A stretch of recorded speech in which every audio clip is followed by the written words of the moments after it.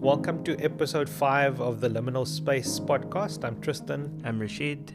And today we're going to talk about heritage and identity. Rashid. Yeah. So my heritage, I think, is complicated, and as it relates to my identity as well.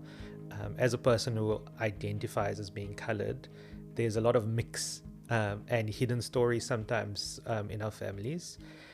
But what I do know about my family is that my dad's side of the family was in the city in East London, and my mum's side of the family is from rural Eastern Cape. And that's kind of a bit about my story. Growing up, we would have heard stories from my gran and from my mum about what it was like living in the village and what farm life was like. And it's interesting because I'm feeling like that's where I should be, somewhere in the rural areas these days, because the city is so loud. Yeah. What about you?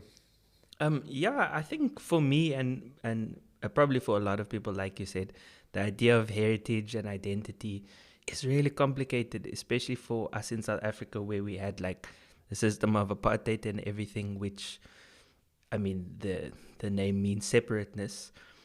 So it separated different races and things, sometimes based on, I guess, on identifications that actually were false and didn't exist. And I think in this moment in, I guess, maybe even in Cape Town or South Africans' history, there's a lot of conversation about heritage and about also seeing the overlaps in heritage, where we actually discover that we are actually way more deeply connected than we thought. So on my side, just an interesting maybe anecdote relating to how complicated it can be, even if for people digging into their history or ancestry. So I've mentioned a couple of times on the podcast that I have Muslim and Jewish heritage. On my mom's side, the Jewish side, a few years ago, I was like just interested I've always known, okay, I have ancestry from Eastern Europe, but I was like quite interested to actually dig into where does that come from specifically. And one December holiday, so I had time to explore these kind of things. I basically found this online genealogy page, and essentially I was able to trace that side of my family back to like about 4 or 5 generations to like the 1800s. It was crazy. Even with some photographs and everything and birth certificates and stuff. On my dad's side, literally it goes back to essentially my dad's parents, and we know that they lived and grew up in Constantia, obviously before forced removals and stuff. And apart from that, it's really difficult to actually trace back the ancestry, particularly in terms of things like records or birth certificates and marriage certificates, those kind of things. It's a lot more difficult to find, which was one of these things which apartheid did, especially for people of color. Those kind of things weren't seen as important. I mean, on our side, Adams being Adams, we've been told perhaps that could have been the name of like a slave master. In Cape Town, there's a lot of surnames like Octobers and Septembers, and all of these. And there's different like conjecture about it, but it's some ideas that was the month people maybe arrived in the Cape on ships, or at least people's ancestors. So yeah, it's a very complicated thing, but part of the purpose of this conversation today is to have the conversation because we think it's something that's really valuable. Heritage and identities, such a valuable thing in how you, relate to yourself, relate to those around you, relate to the people who came before you, and also relate to things like land, So our 2 guests today are 2 really cool people. We have Nadia Agherdine with us and Waseela Everson. Nadia is an active citizen deeply involved in the preservation of cultural heritage and the promotion of immersive travel experiences. She's a tour operator and qualified tour guide and serves as the Vice Chairperson of the Salt River Heritage Society. Through her role, Nadia passionately works to safeguard the cultural and historical legacy of Salt River, engaging both locals and visitors in the rich traditions and stories of the area. Her dedication to cultural preservation and education ensures that the heritage of Salt River is not only protected, but also celebrated and shared with a wider audience. Waseela Everson is the Secretary General of the Salt River Heritage Society. She's a teacher and started her teaching career on the Cape Flats. Her career led her to teach at the National University of Lesotho International School. It concluded being H.O.D. at the International School of South Africa and house parent of the Junior Hostel. She grounds herself in community and advocates for social justice. She values kindness above most things and has genuine care and consideration for everyone around her. A sense of humour and tenacious spirit see her through most challenges. Welcome, Waseela. Welcome, Nadia. Thank you. We're very, very happy to have you and excited to hear from you and hear some of your stories and wisdom as well. Thank you for having us too. Great to be here. So we are recording from Salt River, or the border of Salt River and Obs, depending who draws the lines of these And when areas. the line was drawn. And when the line was drawn, yes. And you both are from Salt River. And I wondered if you wanted to share something, a story or an anecdote, or how you came to be in Salt River. Anything really. So I live in Salt River presently and live in our family home. The house was my grandmother's house. She bought the house and we lived out of the country for a couple of years and have always come back to that home. And I think that is what grounds me in Salt River, because wherever I go, whenever I leave to go somewhere else, I will always know that I do have a home and the home is in Salt River. So That's wonderful. in that way, I feel grounded, knowing that there's a place for me to come back to. Yeah. And which years was it when you were living here before you left the country? So we left South Africa in 1964 and we came back in 1975. So we lived in Zambia and in Botswana. Yeah, my father was a teacher, professional teacher, and that is why we left the country and went to live in Zambia, Botswana. Amazing. A teacher's child like me. And Waseela, you? I grew up in Salt River, but I was born actually in District 6. Okay. And I was born in the home that my grandfather had built, my father's father, or had built. And then with group areas, just when the murmur of group areas was coming and they were going to be, this is what I was told, but it was before my time a little bit. And then my grandmother had 2 homes in Salt River. Wow. Semi-detached. Yeah. And she had moved there already. Because I think my father's older brother had bought it or something like that. And then when we had to move from District 6, we went into one of the homes. And that's where I grew up. But I went to Salt River High School and I basically stayed in Salt River till I left. As a young adult.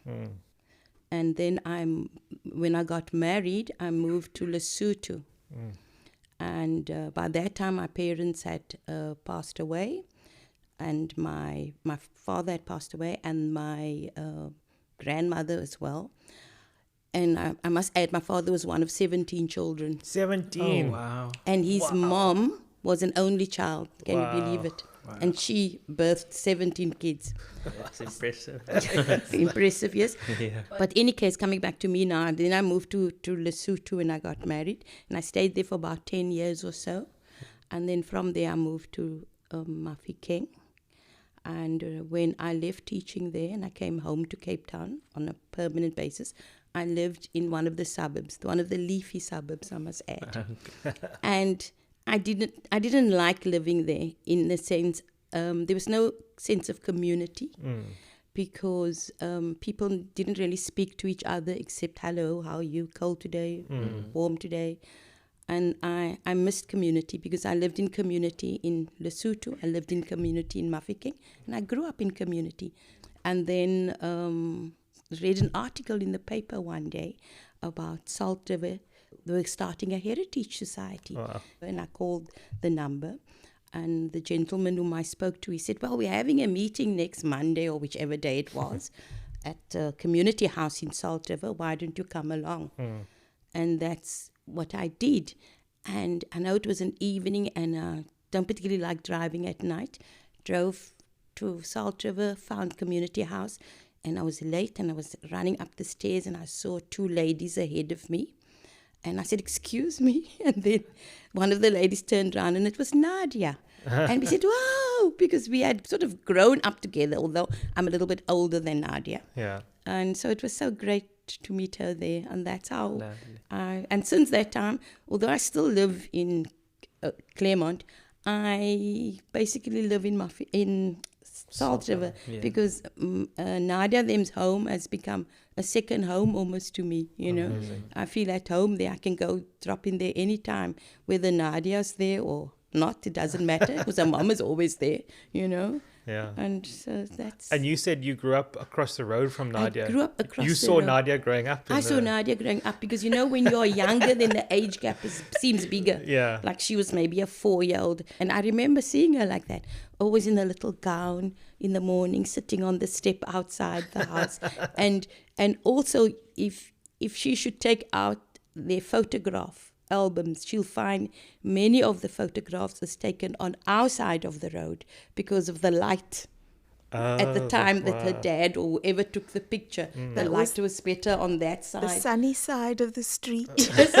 Or maybe the shady, or whichever they wanted at the time, you know. And reconnecting on a closer, more personal business manner with Nadia and her family was great for me, because we share so many intertwining stories of living in Salt River, you know. Amazing. We can hear some of that now. So you and Rashid live in... Rashid says I'd say lush suburbs. Lush suburb. I can't say Just suburbs. for listeners, go back to the previous episodes. I laugh every time Justin says lush suburb. Okay, so I can't. So Nadia and I are from Salt River, and the two of you live there in the suburbs. In the suburbs, yes. The suburbs. In the leafy suburbs. Yeah. Although I do say to Tristan, there are levels in Cape Town when it comes to leafy suburbs. Like there's... We stay quite close to Kenilworth Centre. Okay. It's a little pocket just next to Harfield Village. And I'm like, it's nice, but I'm like, there's also levels. There's also levels, yes, when there it are. comes to Cape Well, Town. I live in an apartment block. It is a park setting. It's not concrete. The buildings are concrete, but I can go and sit in, and the garden is lovely. It's like alcoves, and they have made it only indigenous plants grow there. So in that sense, but that's when I need calmness, then I love it. But when I need community, I don't like it. Yeah. You know. And I was going to say as well, imagine we could work towards a city where you have calm spaces, leafy, and community. How beautiful would that Fantastic. How be? beautiful would that be? Nadia, I mean, that's what you do, Nadia. Some of you. That's what I do. Community gardens. So, yeah. Community gardens. So I'm part of a NPO called Neighborhood Gardens, Just Grow Food. I'm the co-founder of Just Neighborhood Gardens. We have, we used to have an indigenous garden, and the plot where the indigenous garden has just been sold. My heart is quite broken. Very sad about that. Very sad. But we do have 4 food gardens in Salt River. We have the Chatham Street Garden, which is our flagship garden. Then we have Salt River High and Kipling and Kingsley Street Gardens. Kipling and Kingsley Street are lane gardens, and they are managed by the neighbours that live around the gardens. Salt River High, we share the project with another organisation called Goofy. Guguletu Urban Food Forests, something like Initiative. that. Yes, initiative. With Mr. Vuyani. With Mr. Vuyani. Shout out to Mr. Vuyani from Goofy. Yeah. Yes. So they did the food garden section, and Neighborhood Gardens, which is our project, we did the indigenous garden of Salt River. And we've just started an eco club at Salt River High. We've got about 22 learners, and once a month we have a 2-hour garden session with them, clean up the garden. We have a little project that we do, either learn about the indigenous plants or we have an activity. So it's a lot of fun. And seeing these kids interested and learning about gardening has just been so wonderful. We had a collaboration with a German group of students, architectural students from Germany, and they came to the school and did a week-long project with them where they would build something, because they're architectural students, so they wanted to build something and leave it behind. So they built a stand for the kids to plant little plants and then put it onto the stand. But the most fun I had out of that project was watching the kids that have never used a hammer and a saw sawing and hammering. It was so much fun.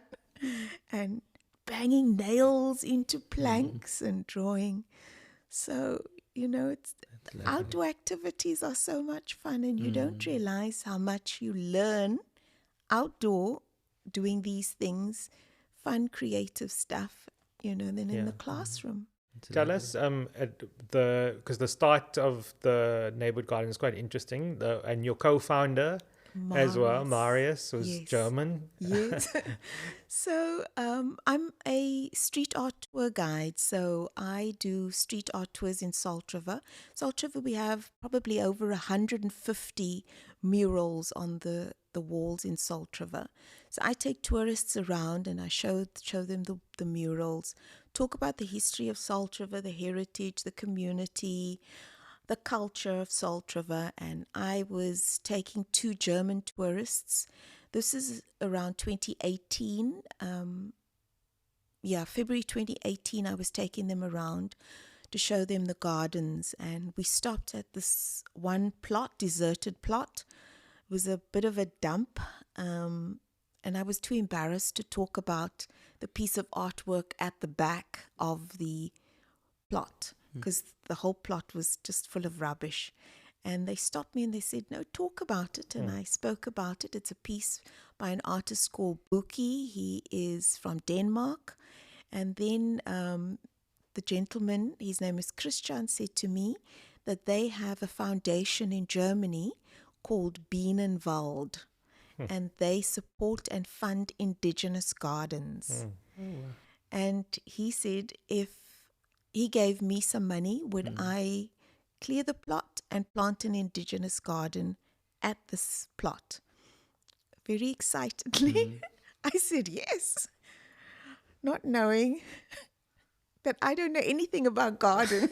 But in any case, fast forward to a couple of months down the line, my new neighbor moved in. Marius and his wife Lungi moved in just across the road from me, and I took them on a street art tour. Stopped at the garden, spoke about this. Marius got very excited. He told me he had just finished his degree in, I think it was nature conservation and biodiversity at UWC, and would be interested in sharing ideas of how we could create a garden. Fast forward, we had built a garden in Salt River, an indigenous garden. Wow. And it was beautiful. It was a beautiful space. It was used for kids' activities, painting, drawing, and lots of other activities. We had a braai there. We had a food preservation workshop in the garden during COVID.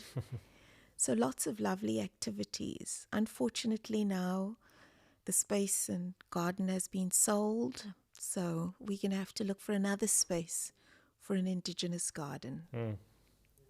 I wanted to ask, you mentioned at the school that you teach the kids about the indigenous plants specifically. Yes. What kind of things would you teach them?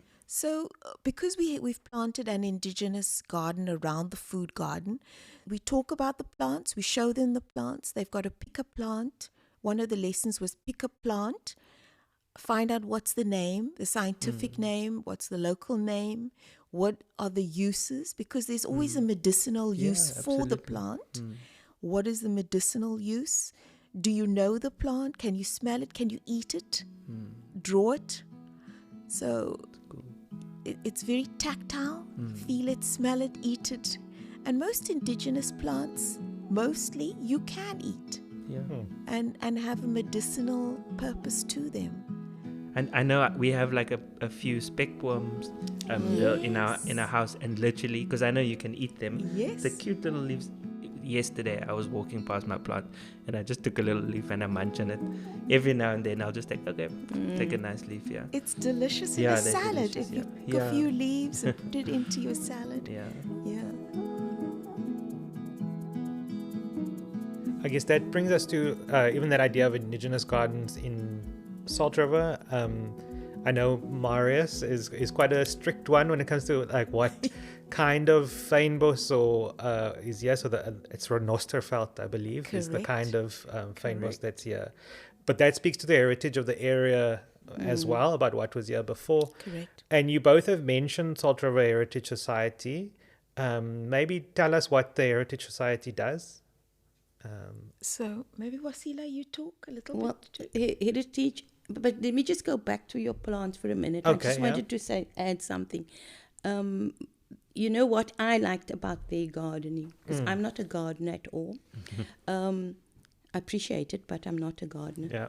They also had these lessons. You would get the community who have own gardens in their area, and I don't know how they got the word out, but people would gather and they would teach you a skill, whether it's composting or pruning a tree. Then they would have people physically doing it, and that I think was great, because that I learned and I passed it on to somebody else again who I know does gardening, which was great. And it was also a nice way to bring community together as well. And they would also have occasions, and I think sometimes you've been there. That's where we met, Yeah, where they would, you would bring something that you've harvested from either your own garden or that garden, and make something and share it with everybody.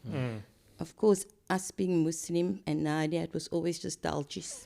Because there was so much spinach in the garden. So you take just like dalchis. Yes. Exactly. You take all the spinach, and there's spring onions, and there's chilies. So there you've got dalchis. And all that, actually, it's also heritage in a sense, because we get talking about, we meet each other, we chat.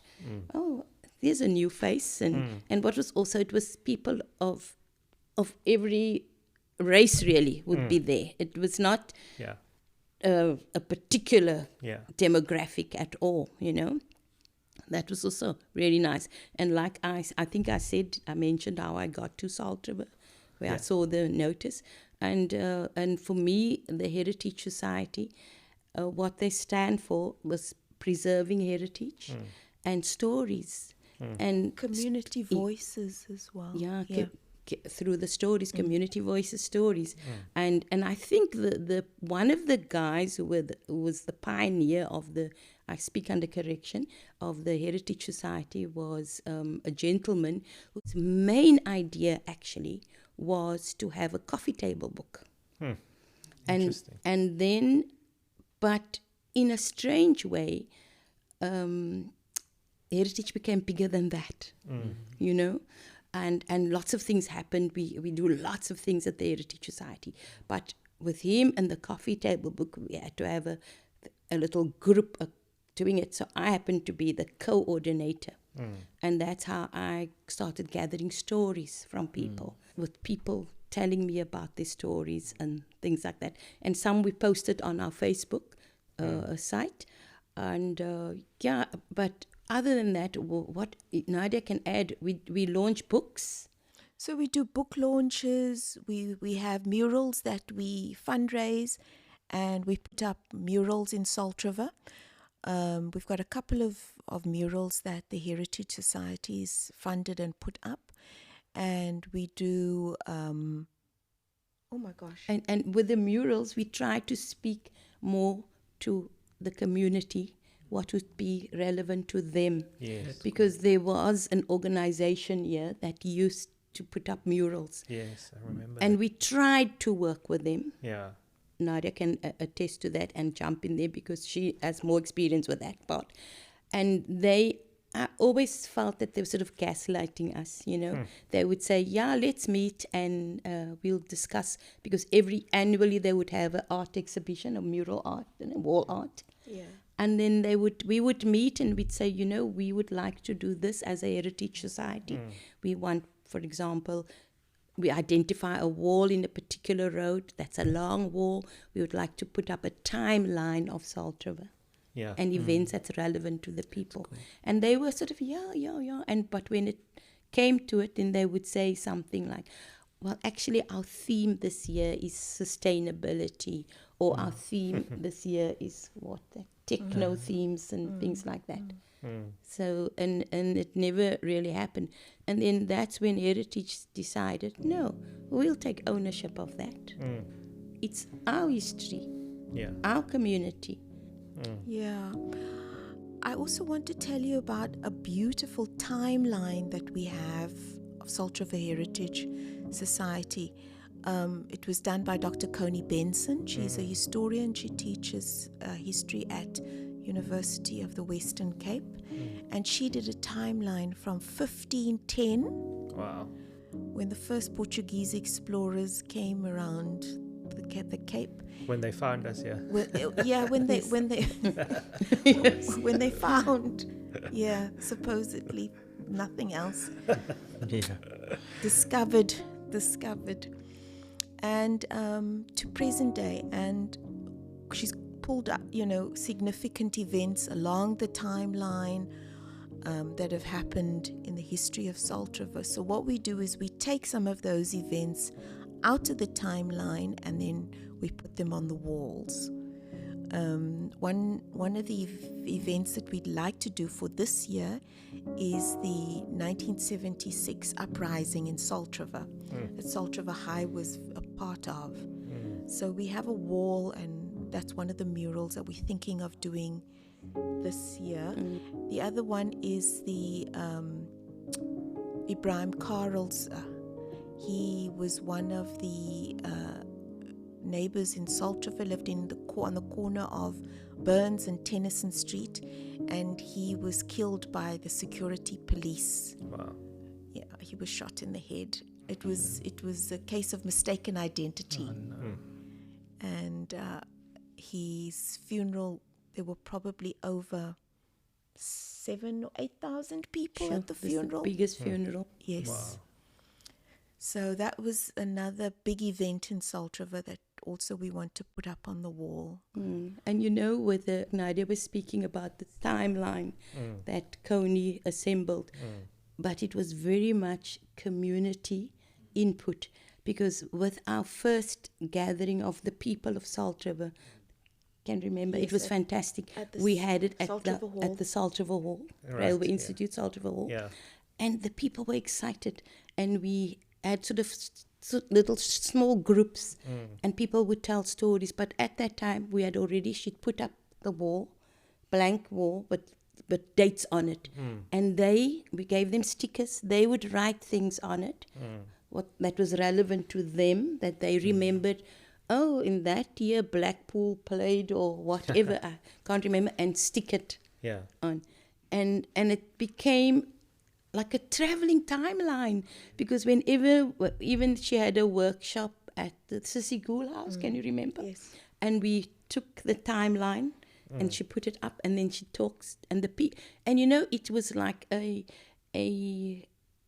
impetus for people to speak about their own history and heritage.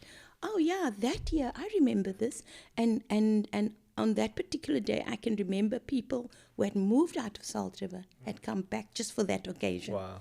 I can remember, because I had invited people who lived Wynberg or wherever they had moved to, Cape Flats. They came, and so it was people with a history of Salt River, and it was really a great day. I can remember that. Amazing. It was really.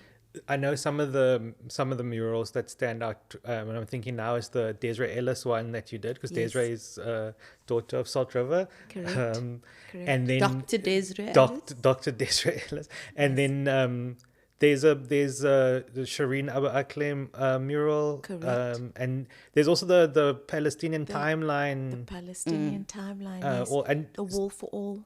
yeah, the Wall for All. Yes. Maybe tell us about that, because there's some of these things are heritage. It feels like the heritage is almost broader than just the neighborhood. You're also reaching out to international Correct. causes yes. as Yeah. well. So the Palestinian timeline was done by the artist Navavi Matthews, and it was kind of out of one of these Palestinian protests that was happening. And Navavi is a good family friend of ours, and he comes to us on a Friday after mosque Jummah. Then he comes and has lunch with us. So we were talking about this, and he said to me, he needs to do something.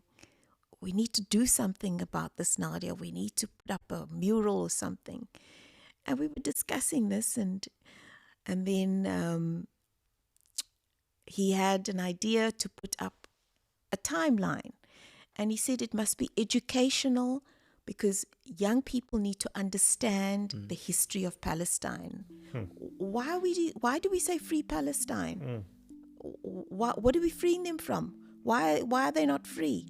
People don't understand this. And so then he decided to use the most significant dates in the history of Palestine, the Nakba, all of these significant dates. And then we had the road to Palestine. And at the bottom of the road, we have the kufiyah, which is the Palestinian scarf everybody recognizes now. And the Palestinian scarf has meaning. The design has meaning. It has the olive leaf, which represents the perseverance and the strength of the Palestinian people and their struggle for freedom. It has the fishnet pattern, because Palestinians are sailors. They fish and sail in the Mediterranean Sea. So they have an affiliation with the Mediterranean Sea.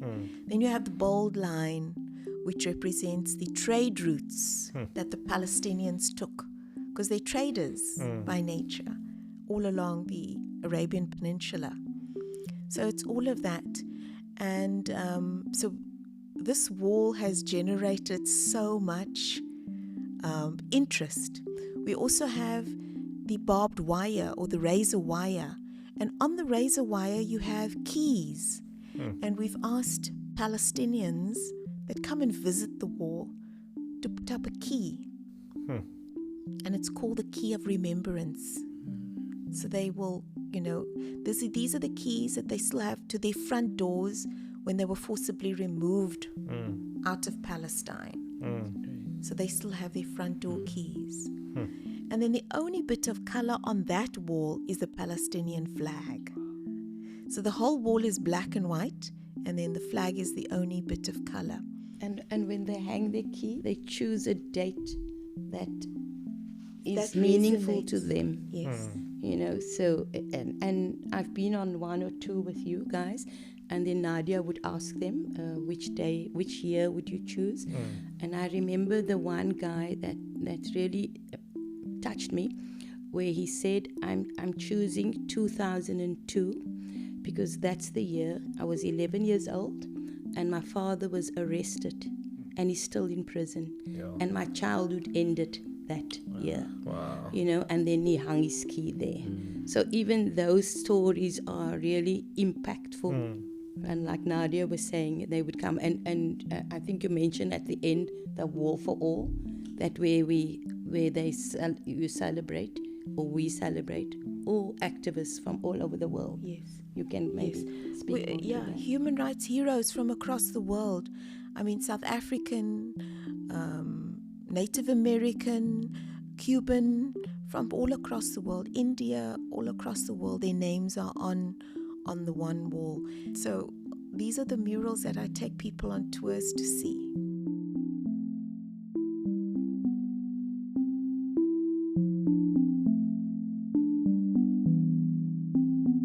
Wow, so that's interesting about, because what I was thinking while you're telling the stories is also why are you interested? Why do you do this stuff?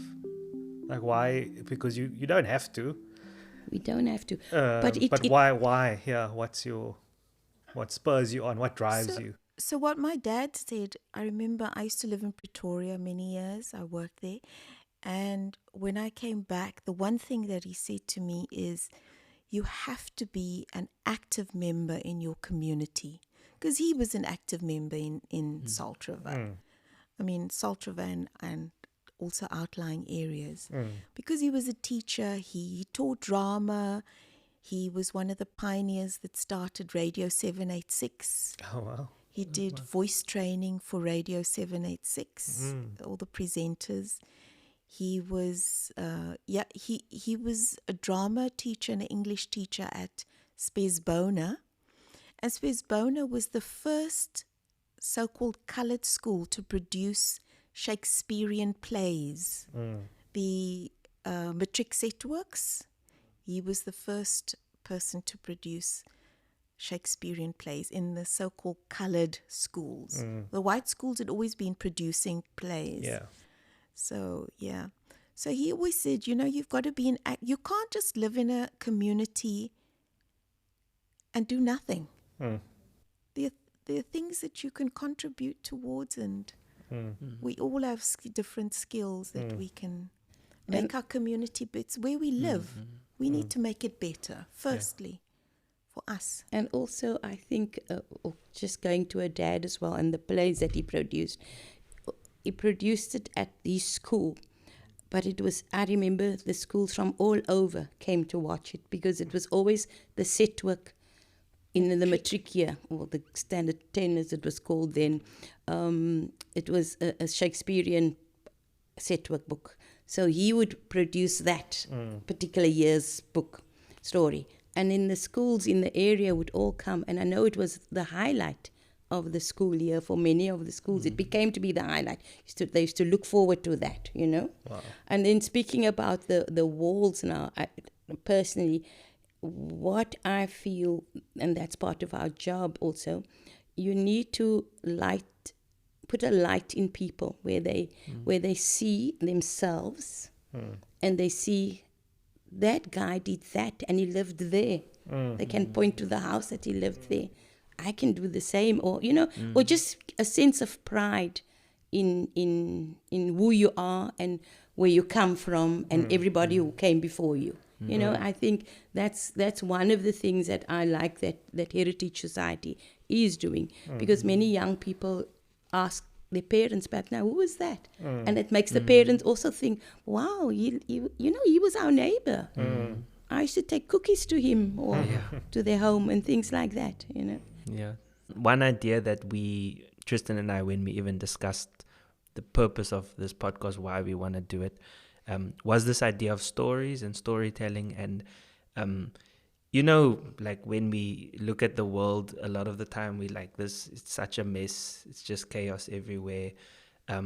But I guess from different faith backgrounds, maybe it stems from there's this idea that things will one day get better, there will one day be, when we with God, and when goodness and things are restored. That kind of idea.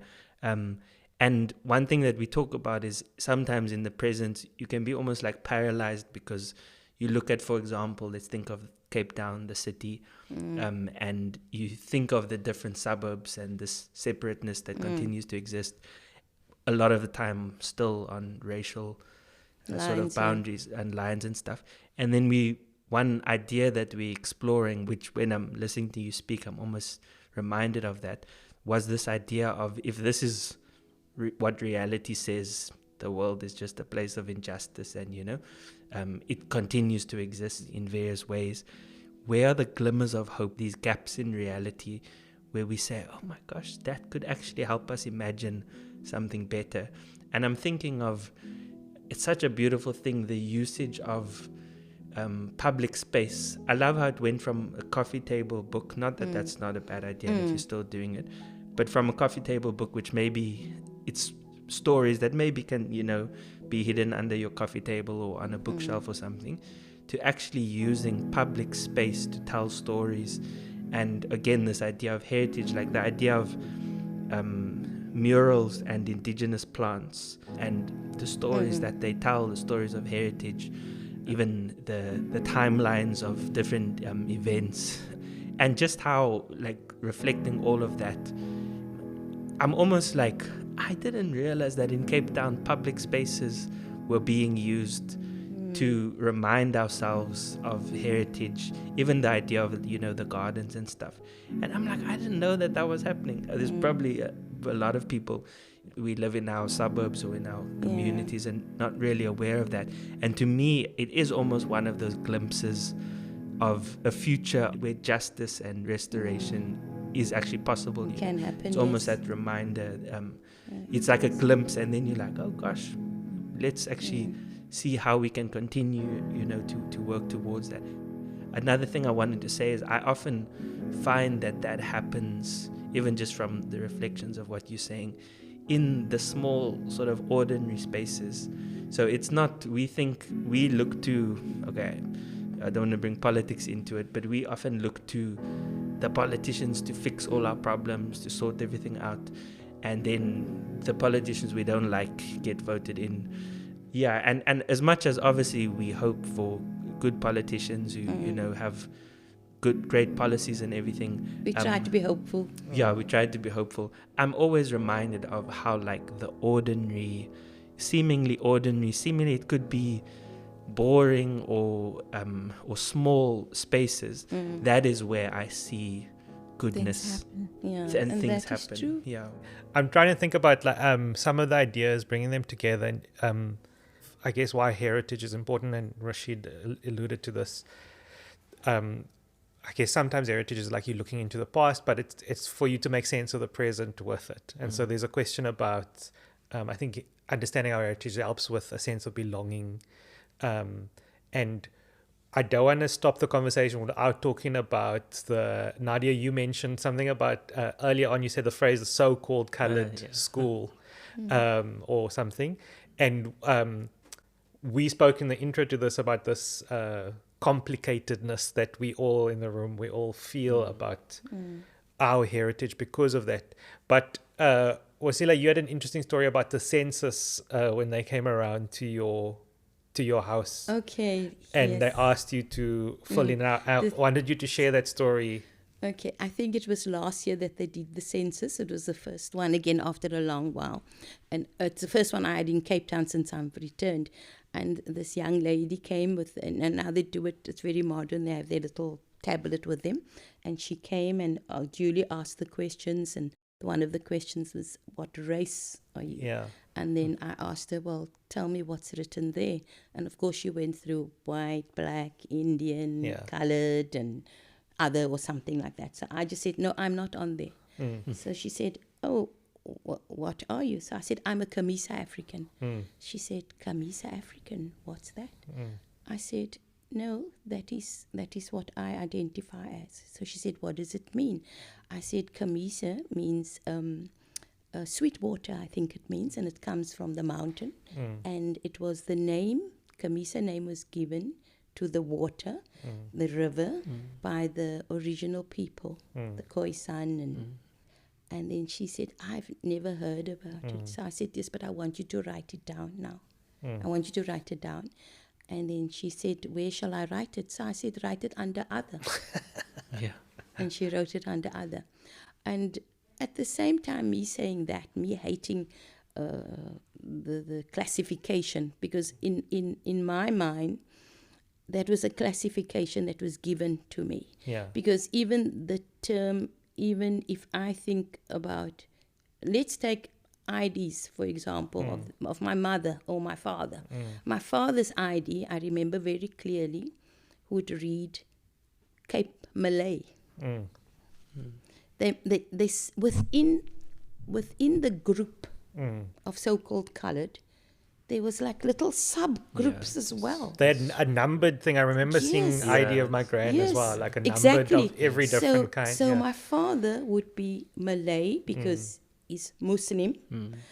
My mother was a revert to Islam, so she wasn't born Malay. So her ID would say other coloured, I think, or just coloured. I'm not sure. One Or of the Cape two. coloured or something Or Cape like that, coloured, right? yes, that's correct. Something like that. Then you would find other coloured. And it was crazy. And it to me it was an oppressive name. But with being older comes a little bit of wisdom. Like I would like to say, I'm an elder. Yes. I accept wisdom and I impart wisdom. Yes. I do realize that the term coloured has also come, people have taken ownership of it. It's not a non-person. I stand for this, and that's why this group also that started this Afrikaans.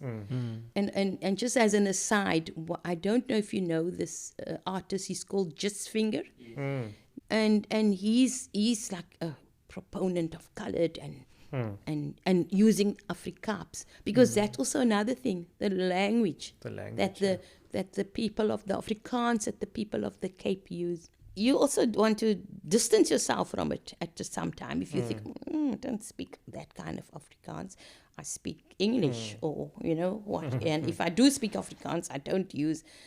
But that has also been taken as ownership. And if you think, language is a strange thing, isn't it? Because I mean, the Dutch people who came, I speak under correction, when they colonized the country, they became also a little group, and they used Afrikaans. Yeah. But if you actually go into that Afrikaans, you'll see it's actually taken from the people of color. Yeah. You know, but they made it highbrow, so to speak, by saying we speak suiwer Afrikaans. Yeah.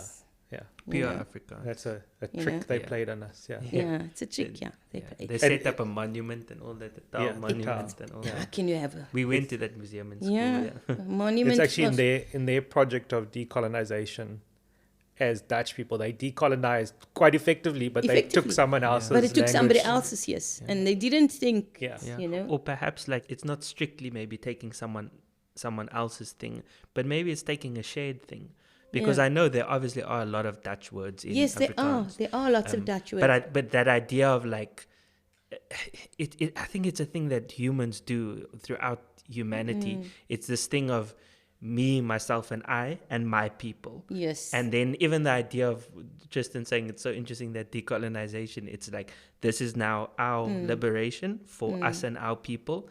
Whereas I'm always about like shared liberation, where the idea is that I can't be fully liberated and fully human without my neighbor's liberation. And the idea is that neighbor, a lot of the time, may think differently to me. They may believe different things to me. But the point is, we are both human. We are all human. Yeah. And that was one of the dangers that apartheid did to South Africans.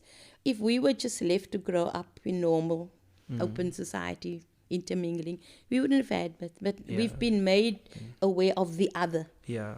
You know, and we've been separated by roads, by areas, and things like that. All things to make separation rather than togetherness. Yeah. And you know, in all of this, I'm thinking of why my father left South Africa. Yeah. Interesting. He left South Africa because he wanted my sister and I to grow up not knowing anything about color. You're just a girl. You live in Africa. You're an African. That's it. You don't have to be classified as anything. And in Zambia, where we grew up, in Lusaka, the school where we went to, we had ambassadors' kids from all over the world, ministers' kids. So we grew up in a school where different colors, races, nationalities, never knowing that the only difference is that you're from this country and I'm from this country. But and then you come back to South Africa and you hear coloured and white and Indian. It's like, what's that? What was that like? So you came back to South Africa in the 70s, and at this point you are what, like what kind of age? I'm like a teenager. You were a starting teenager high coming. school, yes. Yeah. And I get told, yeah, you're colored, and I'm thinking, no, I don't know what that is. That's not me. I'm African. No, you're not. You're not. So people are actually telling you at this point, no, you're not African. Yeah, I'm at Salt River High, and it's like, I'm thinking, what is this? I was so confused because I was never told. We were never spoken. Races was never a thing that was part of our conversation in our growing up. So we didn't speak about these things. So it was most confusing for coming here and hearing these things.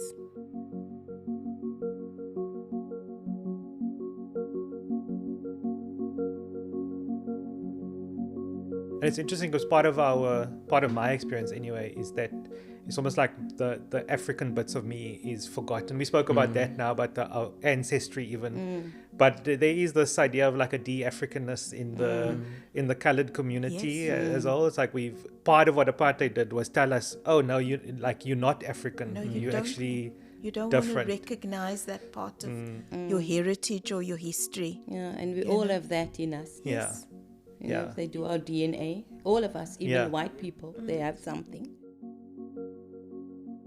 One thing that I think about a lot because of my heritage is this idea of being Muslim as well as Khoi, for example.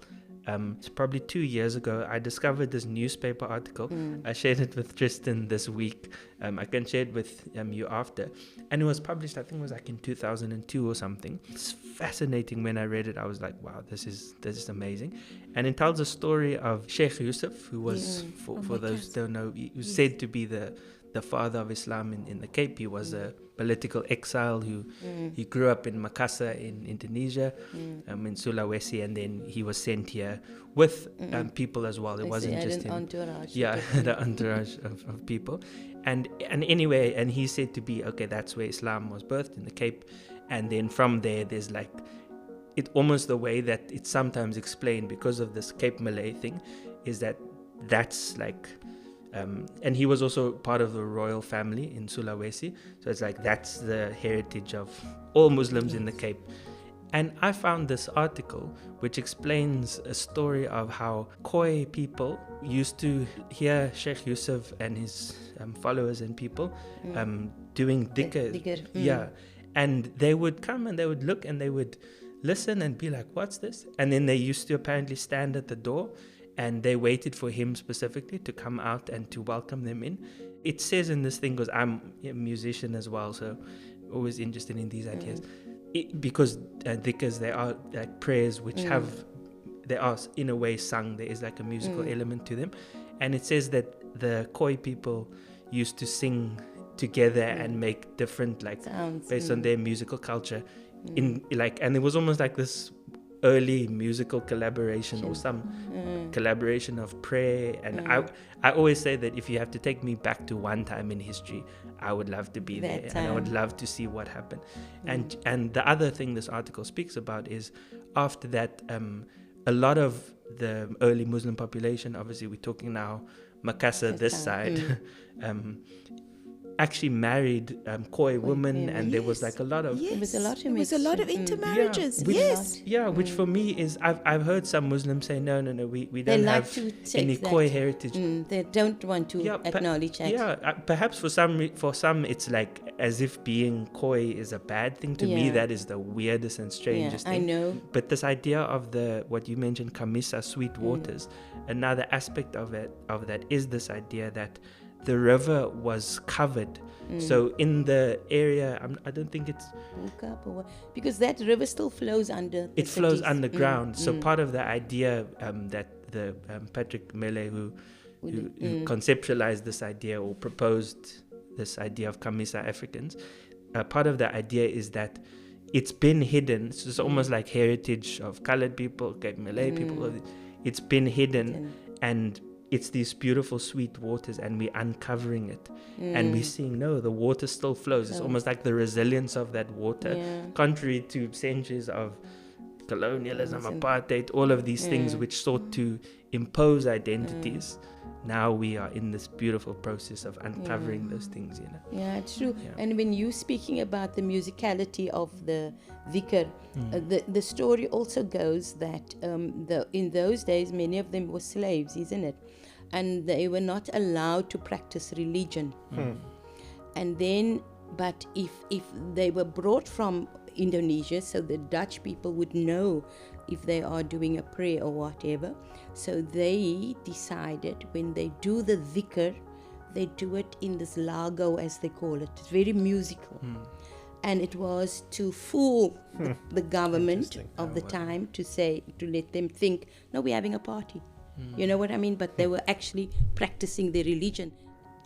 So maybe that's the hopeful bit, is about these hidden sweet waters that we mine for them, and these subversive songs.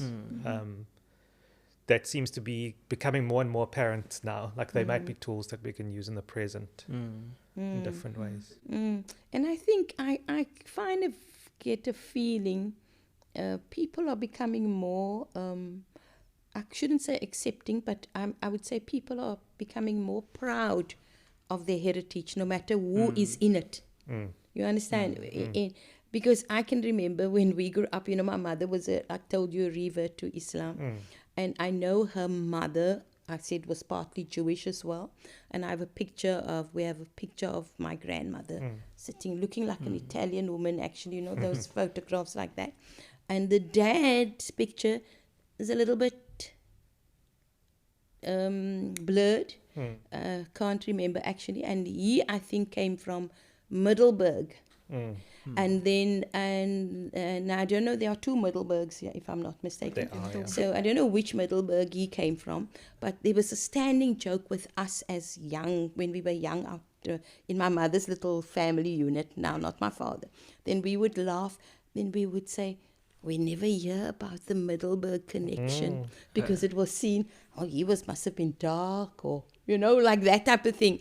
It's similar to people not wanting to acknowledge there's Khoisan in me, which for is sure. so strange. You know what I mean? It's that kind of thing. But I feel that those layers are falling now. People are proud now. Many people are proud. This is my lineage. This is where I come from. And I think that's wonderful. And I think it also relates maybe for younger people as well, that connection with land as well. So you think of rivers and the mountains. I mean, we have a picture of a mountain view here. If we stand outside, actually a beautiful mountain view.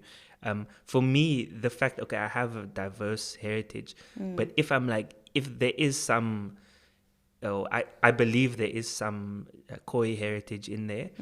My dad, he's actually perhaps the only Muslim that I know, or that I've met, maybe before the two of you, who's really proud of his indigenous roots.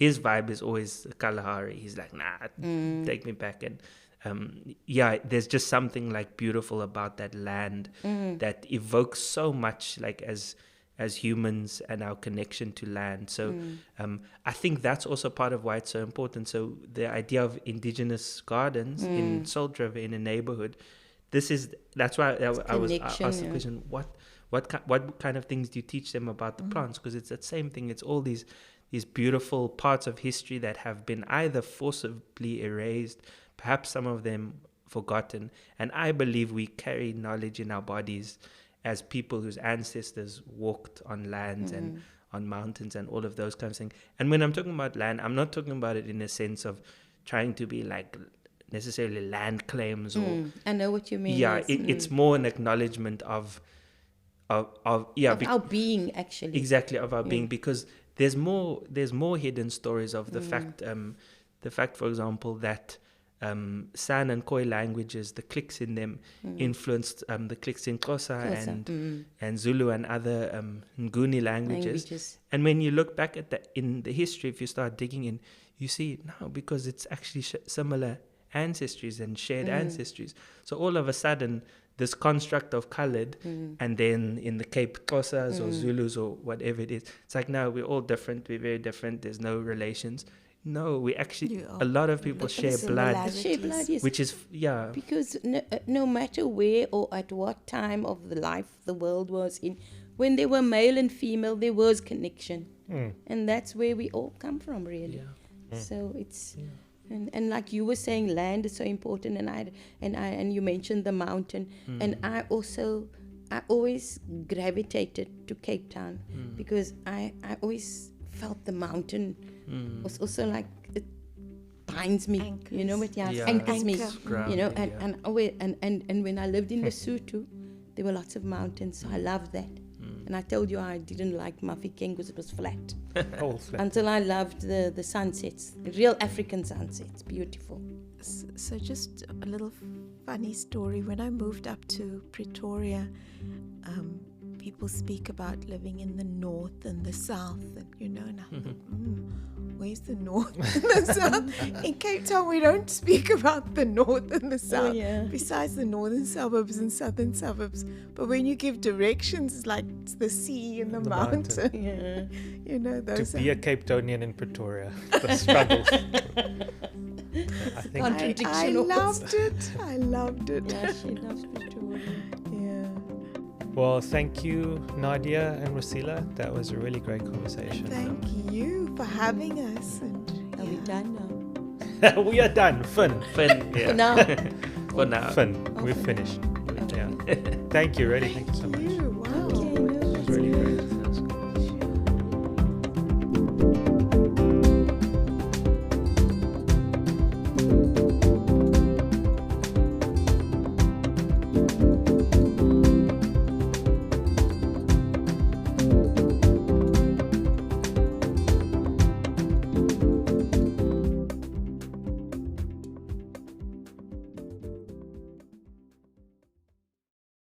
I wanted to say as well, like, because obviously the majority of the music that features in the podcast, it's stuff that I've composed, different ideas over the years, some like new ideas, and a lot of the names of the songs, because it's literally for my purposes on my project, I name the song and then I can recognize it. I have one that featured in episode 3 with Ashley and Helene, which was like a solo piano piece towards the end. It's called Kamisa Waters, because I was like, it's this nice floated. Okay, I named Okay, it. The song that is the end of the first episode. I think the episode that we did, I named it Kai Garib, which means Great River, which is the indigenous name for the Orange River. Yeah, and it's also these ideas. It's so beautiful to me when I discover, like, even Tsitsikamma, for example. It means like the place of many waters. Yes. And whenever I discover these names, I'm like, wow, that is the most beautiful thing.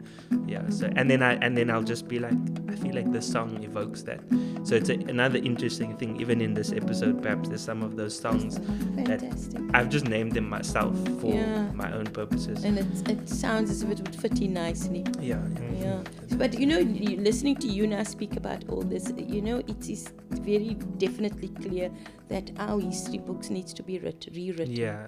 And because if you think what I was taught in history, we never featured in those books at all. Even years later, when I was in high school, the stuff we were taught, like the idea of indigenous people, it was literally like indigenous people were wiped out.